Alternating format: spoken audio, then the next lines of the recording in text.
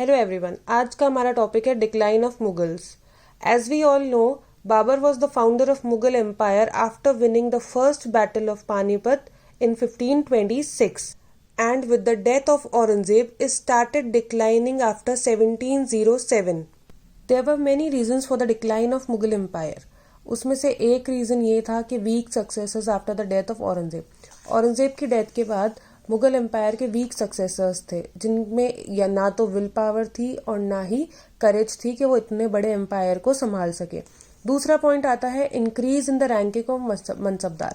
During the time of Akbar, मनसबदारी system की highest ranking was 5000 to 7000। ये औरंगजेब के टाइम तक ये रैंकिंग 20,000 तक आ गई थी। 20,000 का मतलब कि आपने किसी मनसबदार को 20,000 की मनसबदारी दे दी तो ही can easily revolt against the empire. Third point आता है करप्टेड नोबल्स और मनसबदार। जो नोबल्स थे, जो मनसबदार थे, वो जो उनकी पोस्ट थी, it was not hereditary post होने की ना होने की वजह से उन्होंने क्या किया, अपने आपके लिए आगे फॉर फ्यूचर सेविंग्स वो करप्टेड हो गए। उसके बाद एरिस्टोक्रेसी थी। It was divided among the various ethno religious groups like Rajput, Afghans, Turanis and Iranis. ये चारों ग्रुप एक दूसरे के अगेंस्ट रहते थे और इनमें इंटरनल कॉन्फ्लिक्ट्स होते रहते थे, जिसकी वजह से एम्पायर में यूनिटी नहीं हो पाई। नेक्स्ट पॉइंट आता है expenditure was more than revenue. जो रेवेन्यू कलेक्शन था उससे ज्यादा एक्सपेंडिचर हो रहा था मुगल एम्पायर का। एक्सपेंडिचर किस पे हो रहा था? In precious gems, imports of luxury goods and, और उसका क्या रिजल्ट निकला? Short of income in Mughal empire. और एक्सपेंडिचर के बहुत सारे तरीके होते हैं, like expenditure on wars, expenditure on expeditions, expenditure on luxuries and all. उसके बाद में आता है intolerant religious policy of Aurangzeb. Aurangzeb की religious policy was very stiff religious policy होने की वजह से लोग औरंगजेब के अगेंस्ट खड़े होना स्टार्ट हो गए।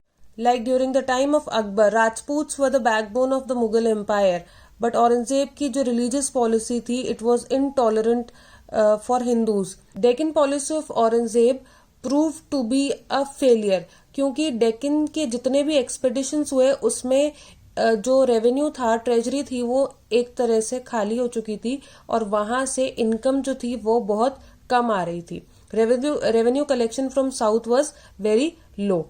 Revolts in the provinces of the empire.